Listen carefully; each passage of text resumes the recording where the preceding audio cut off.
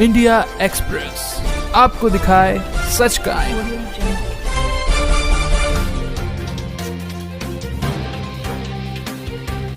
एक जो chargesheet closure report Kartikeya Sharma और इंडिया न्यूज़ के जो मैनेजिंग डायरेक्टर थे, न्यूज़ 24 के अनुराधा शुक्ला और कई अन्य लोगों के खिलाफ जो पुलिस ने क्लोजर रिपोर्ट फाइल किया था, तो उस पर जज साहब ने ये डायरेक्शन दिया कि आप उस वक्त का 2013 के टेलीकास्ट के वक्त का जो लोग डायरेक्टर थे न्यूज़ 24 को चलाने वाली कंपनी और इंडिया न्यूज़ चैनल को चलाने वाली कंपनी, उनका सारा जो है आप रजिस्ट्रार ऑफ कंपनी या कहीं से भी आप वो सारा चीज़ अगली तारीख पे लाएं। उसमें क्लोजर रिपोर्ट को एक्सेप्ट करना है या नहीं करना और इनके खिलाफ क्या कार्रवाई बनती है, यह पुलिस को डायरेक्शन है।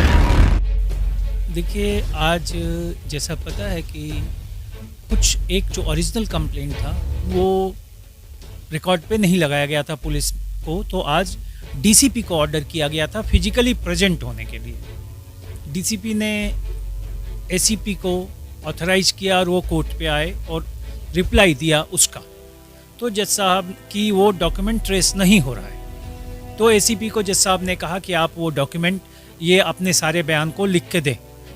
तो एसीपी ने जो नोएडा पुलिस को फर्स्ट कंप्लेंट 2000 का जो भेजा गया था उसका रिकॉर्ड में न मिलने की बात कही। ये कार्रवाई करना इसलिए ज़रूरी हो गया है था और ज़रूरी है कि ताकि जो उसकी फ़ोटोकॉपी और जो एफआईआर उसके बेसिस पे लिखा गया है उसको गवाही के तौर पे किया जा सके। तो वो बयान उनका लिख लिया गया।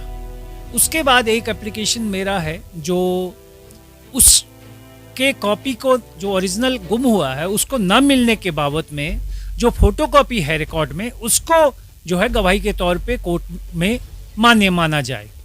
तो उस पर दूसरी पार्टियों को सबको रिप्लाई का मौका दिया गया और अगली तारीख को ये कहा गया कि उस पर बहस होगी। ये तो एक एप्लीकेशन है। दूसरा एक एप्लीकेशन मेरी तरफ से वो था कि ओरिजिनल जो लाने का था जिस पे सारी कार्रवाई चल रही थी, जिस पे डीसीपी को आना था और एसीपी उसके बिहाफ पे आया, वो एप्लीकेशन को उस गवाही के बाद जज साहब ने कहा कि अब आपको जो उसकी फोटोकॉपी है उस पे करेंगे और वो एप्लीकेशन इस तरीके से डिसाइड हुआ। 65 एविडेंस एक्ट के तहत में जो एप्लीकेशन है वो अगली तारीख को डिसाइड होगा। एक एप्लीकेशन प्रोसिक्यूटर की तरफ से ये किया गया था कि पुलिस ने दो महत्वपूर्ण गवाह कंप्लेनेंट के परिवार से जुड़ा हुआ, पीड़िता के परिवार से जुड़ा हुआ को अपने रिकॉर्ड पे तो रखा लेकिन कोर्ट की फाइल में नहीं लगाया, जो दौरान प्रोसीडिंग मैंने देखा और पॉइंट आउट किया, जिस पे पीपी साहब ने एप्लीकेशन लगाया।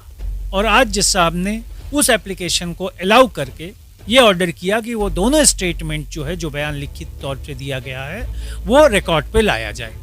तो वो तीसरा जो है कंप्लेनेंट के हक में आज डिसाइड हुआ। एक चौथा एप्लीकेशन मेरे द्वारा ये था कि जो अब तक ये रिकॉर्ड नहीं ला रहे हैं ओरिजिनल कंप्लेंट का 2013 का, और जिस पे उन्होंने पहले भी कहा था मिल नहीं रहा है, इधर उधर हो गया है, तो उस पे मैंने एक डायरेक्शन मांगा था कि भाई कौन व्यक्ति पुलिस के हैं जो ऑथराइज थे और जिनके पास था और किसके कारण ये डिस्ट्रॉय हुआ। तो प्रॉपर कार्रवाई, डिपार्टमेंटल और कानूनी कार्रवाई जो भी कानून सम्मत हो वो किया जाए।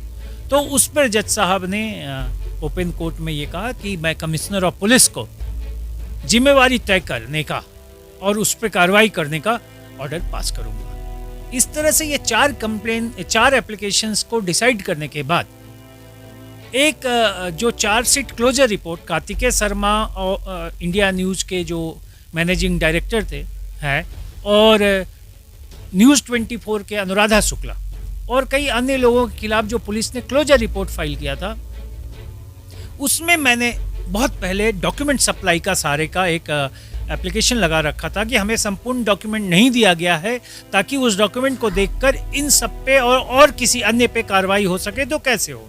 तो उस पे जज साहब ने ये डायरेक्शन दिया कि आप उस वक्त का 2013 के टेलीकास्ट के वक्त का जो लोग डायरेक्टर थे न्यूज़ 24 को चलाने वाली कंपनी और इंडिया न्यूज़ चैनल को चलाने वाली कंपनी, उनका सारा जो है आप रजिस्ट्रार ऑफ कंपनी या कहीं से भी आप वो सारा चीज़ अगली तारीख पे लाएं ताकि अन्य लोगों के खिलाफ जो पुलिस ने क्लोजर रिपोर्ट फाइल किया है उस पे आगे की कार्रवाई हो और यह देखा जाए कि उसमें क्लोजर रिपोर्ट को एक्सेप्ट करना है या नहीं करना और इनके खिलाफ क्या कार्रवाई बनती है।